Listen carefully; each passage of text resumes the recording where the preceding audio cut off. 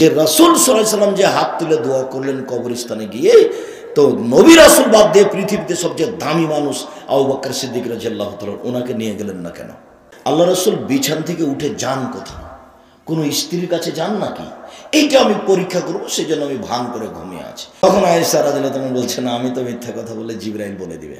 মানুষে বলছে যে মুহাম্মদ সাল্লাল্লাহু আলাইহি ওয়াসাল্লাম গায়েবের খবর জানেন। আরে পাশের বউ ভান করে ঘুমিয়ে আছে, এটাই বুঝতে পারলেন না? আয়েশা রাদিয়াল্লাহু তাআলা আনহা বলেন, আমি বিছানে শুয়ে আছি, আমি ঘুমাইনি। আল্লাহর নবী আসলেন, তার জুতা স্যান্ডেল কাপড় চোপড় পাশে রেখে দিলেন, তারপর আমার পাশে ঘুমিয়ে গেলেন, শুয়ে গেলেন। তিনি মনে করলেন যে আমি ঘুমিয়ে গেছি। আমি ঘুমাইনি, আমি ভান করে ঘুমিয়ে আছি। আমি একটু দেখব আল্লাহ রাসূল বিছান থেকে উঠে যান কোথায়?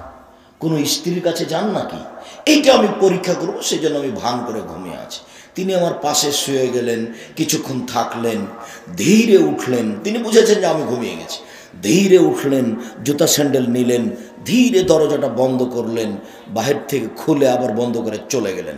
তা আমি উঠলাম, কাপড় চোপড় নিলাম, তারপর মাথায় দিয়ে গায়ে দিয়ে আমি বের হলাম। দেখি কোথায় যাই। ওই যে কবরস্থানে গিয়ে বাকিউল গারকাদে গিয়ে হাত তুলে দোয়া করলেন একবার, দুইবার, তিনবার। তারপর ঘুরে হাঁটলেন, আমিও ঘুরে হাঁটলাম।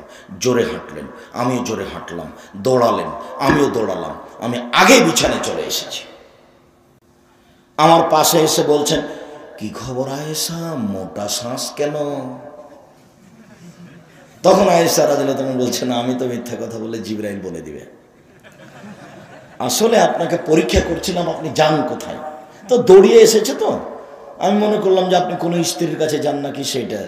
তো যাই হোক, এগুলো কথা নয়। আমি যেটা বলছি সেটা হলো এই, যে রাসূল সাল্লাল্লাহু আলাইহি ওয়াসাল্লাম যে হাত তুলে দোয়া করলেন কবরস্থানে গিয়ে, তো নবী রাসূল বাদ দিয়ে পৃথিবীতে সবচেয়ে দামি মানুষ আবু বকর সিদ্দিক রাদিয়াল্লাহু তাআলা ওনাকে নিয়ে গেলেন না কেন?